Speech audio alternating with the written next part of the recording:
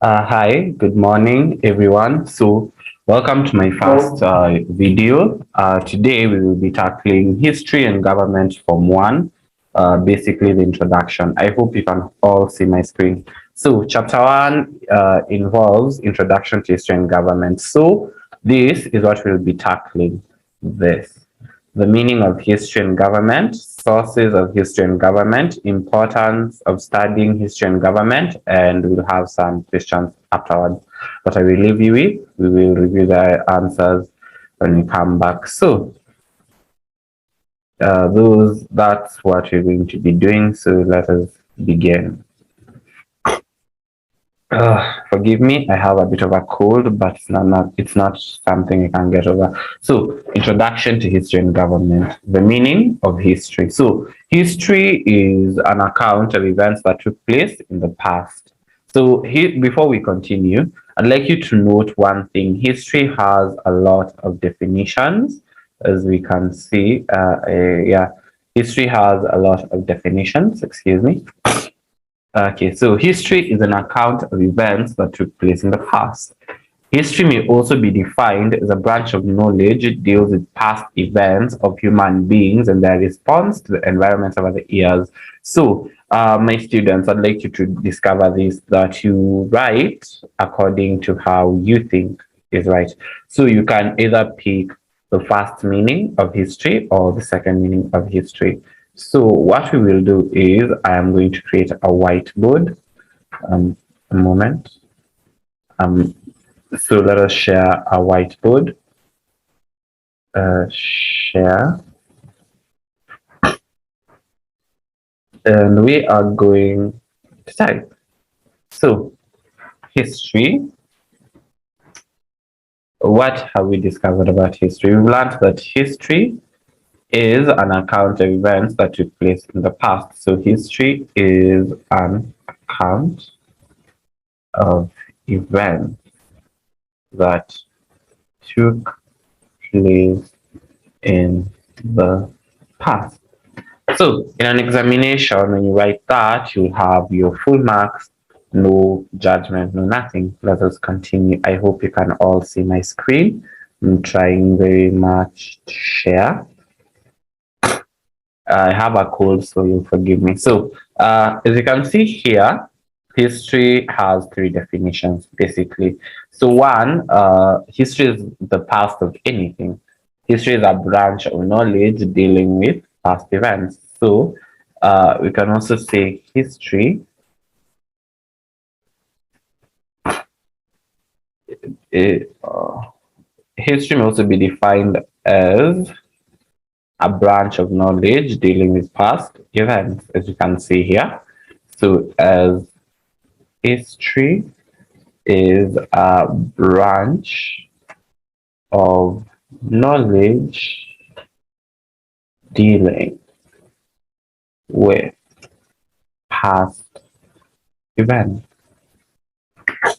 Simple. So that is history. That's the definition of history that you're going to be using. So history is an account of every event that took place in the past, or it is a branch of knowledge dealing with past events. So I'd like you to note something here. Let's just draw.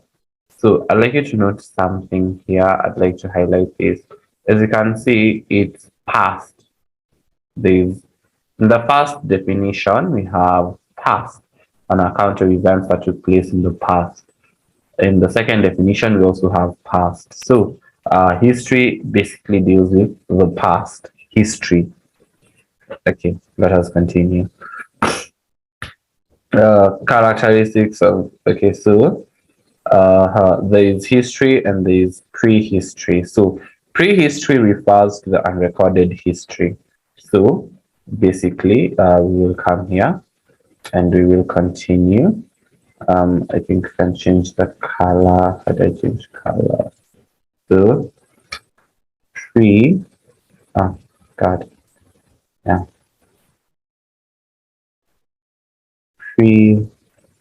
prehistory. Prehistory refers to unrecorded history.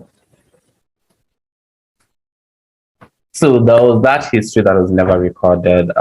Before people started recording what was going on, there were a series of events that were never recorded. So that's what prehistory refers to in a nutshell.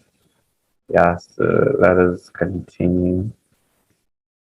Okay. No. Yeah. So basically, that is what you cover under history. Those are the definitions. So now we will proceed and look at government. Let's look at government. Government. So remember, it's called history and government, not just history, history and government. So we learn both about history and about the government. So they kind of correlate. But before we go to government, so the study of humankind in the past can be classified systematically into three. So before government, we have social, history, we have political history, and we have economical history. So these are the classifications of history, and you will learn each as an individual. Let's say, for example, you decide to tackle matters on tribe. Let's assume you're tackling matters on tribe. Let's assume which tribe can we use? Let's assume you are doing something on yeah. Let's assume you're doing something on the canvas, a canvas. Let's assume you're doing something on the, oh God. Let's assume you're doing something on the canvas. So you're going to tackle the social, political, and economical lifestyle since it was since the beginning that since history began being recorded. So this is what I mean by the branches of history. So these are branches actually. These are branches that you're going to learn about. So there's the Kamba, there's all that. So yeah, you can understand that. Let us continue. So we're at government. Government. So first things first, we will discover the definition of government. So before anything else, you need to understand that government is derived from the verb govern, and basically government means to exercise authority over, or to rule, or to control. So when you brought this in exam, you'll just say is defined as exercising authority over. Authority over what exactly? So authority over, or to rule or to control. So I'd say this is the best definition as exercising authority over, comma, to rule or to control. And with that definition, you get your marks. So basically, that's the introduction in history and government. So in government, we have the legislature. So we have what we'll focus on is the legislature, judiciary, and executive. So, let us proceed. So, the legislature is the parliament, the executive is the president, the cabinet, and the civil services, and the judiciary is the high court, the civil court, so they punish. So, we also have forms of government. Let's just go, I think, I don't know. Yeah, so we have, let me come higher. Forms of government. So we have various forms of government. So I'll just skip them. We have the democratic government. We have democratic, aristocratic. So you have democratic, aristocratic. We also have the monarchical and the dictatorial. So we have monarchical and dictatorial. So those are the basic forms of government. So let's go into them one by one. We'll start off with the democratic. So the democratic basically is a type of government in which rulers regularly seek public mandate through popular votes. So basically, like let's take a country like Kenya or the United States. Those two countries they practice democracy. So those are the governments are examples of democratic government. Aristocratic government is a form of government in which a group of people from the highest social class in a society rule over others. I repeat, in which a group of people from the highest social class, for example, the royalty in a society, rule over others. So basically, any member of nobility can seek election or appointment to a government office, while other citizens who are less privileged are there to be ruled. So people with a high standing in the social class are the ones who rule over those minor majority. Monarchical government, definition, a form of government where democracy is practiced, but aristocratical power is respected. I repeat, this is a form of government where democracy is practiced, but aristocratical power is respected. One last time, this is a form of government where democracy is practiced, but aristocratical power is respected.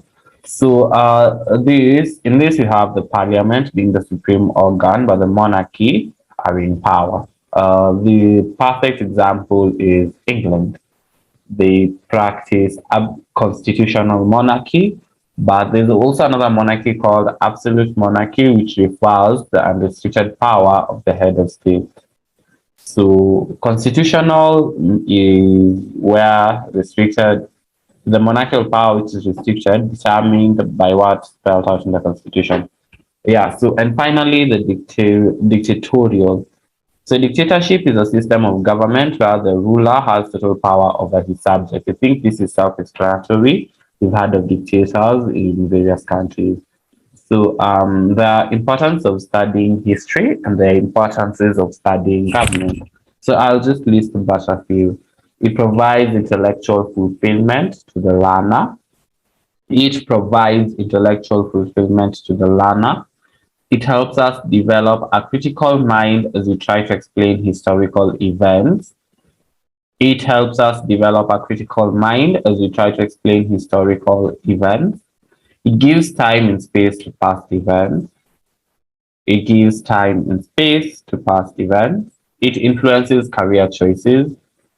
It helps us to understand our culture and appreciate the culture of other people. It helps us know the origin of mankind, his development, and the progress he has made to this day. It helps us appreciate people's evolution, origin of cultures, and development, hence further good relationship, and remove biases and prejudices about other people. So those are just but the few importances of studying history. In this topic.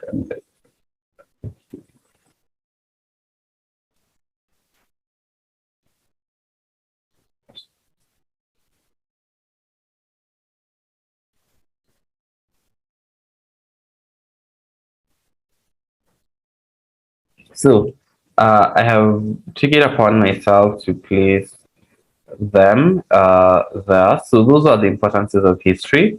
Now, importances of studying government helps us appreciate the importance of government. understand how laws are made and enforced, helps us understand the organs of the state and the powers vested in them, helps us understand how government raises and spends revenue, helps us compare our government system with other systems of government in other countries. So those are basically the importances. So I will stop sharing. Thank you to all my subscribers, all my viewers, those watching me from wherever you are. I want to thank you. I highly appreciate you because none of this will be possible without you. So this has been my first teaching video. I'm very ecstatic about your reaction to it. Please leave comments in the section below. Tell me what you'd like to learn about. Just leave the comments down in the comment section. Please subscribe, please like, please follow. And to those of you watching me, good morning, good afternoon, and good night, depending on what time you're watching me. Oh, yes, and good evening.